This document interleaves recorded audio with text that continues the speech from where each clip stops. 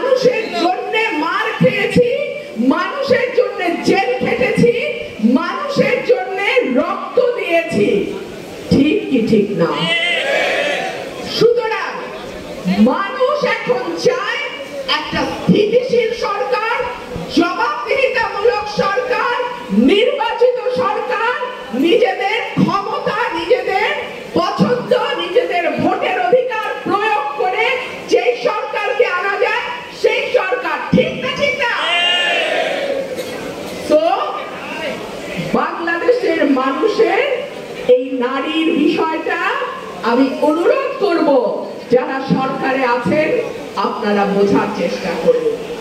বাংলাদেশের মানুষ কিন্তু অনেক ধৈর্যশীল। কি আমরা ধৈর্যশীল না?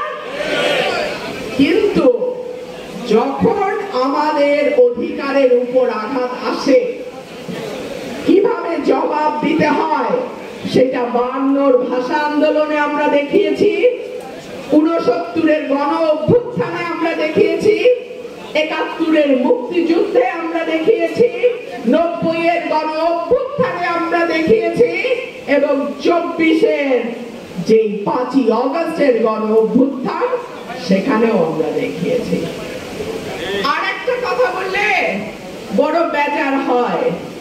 গরম ভাতে কারা বেজার হয় বলেন তো? বিলাই বেজার হয় নাকি? গরম ভাতে বিলাই বেজার। হায় হায়, যখনই বলি বাবারা, ভাইয়েরা, বোনেরা 36 দিনে এত বড় অভ্যুত্থান হয় না রে বাবা, হয়। এর পটভূমি আমাদের আপনাদের শ্রমে, ঘামে, রক্তে তারপরে তৈরি হয়েছে, তাই না?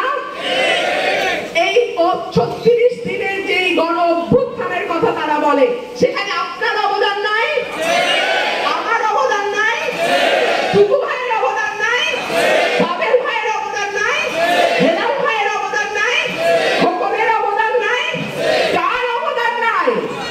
আমাদের সবার অবদান আছে। আমরা কেউ মাঠে যুদ্ধ করেছি, মাঠে মার খেয়েছি, জেলখানায় থেকেছি, কেউ গুম হয়ে গেছে। আমার মতো মানুষ প্রতি রাতে 12টা 1টা পর্যন্ত, এই যে আমার মিডিয়ার ভাইরা আমার সামনে বসে আছে, আপনাদের চ্যানেলগুলোতে গিয়ে গিয়ে গিয়ে গিয়ে আমরা কথা বলিনি? জীবনের ঝুঁকি নেই নাই? ডিজিটাল সিকিউরিটি অ্যাক্টে আমার বিরুদ্ধে 10টা মামলা, খুনের মামলা আছে 2টা। আমার দেখলে মনে হয় আমি খুন করতে পারি।